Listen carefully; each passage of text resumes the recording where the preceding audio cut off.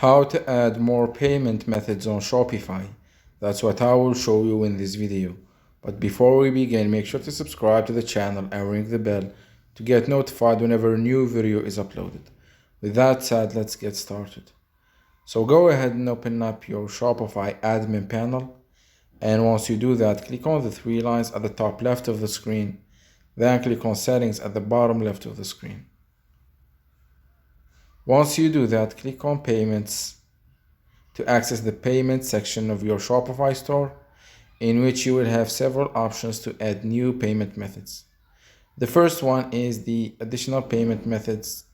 Click on add, and basically what you can do here is you can add payment apps such as Visa, American Express, credit cards, e-wallets such as Klarna, and cryptocurrencies such as Bitcoin and Dogecoin and stuff like that, Litecoin.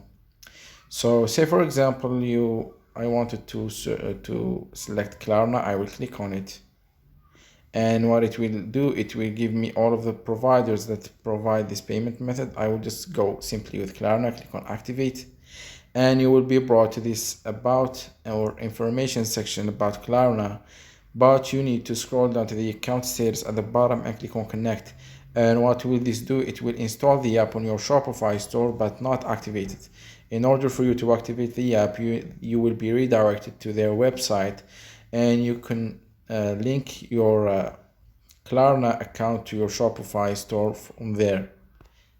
That's the first option. The second option is you can search by providers, and basically what providers are is they are like apps that provide several payment methods. Say for example this 2C2P payment methods provider, it provides over 80 payment methods, and there are a lot of providers that you can use. And when you install a provider app on your Shopify store, you will be able to use all of their payment methods that are available, which is a good thing.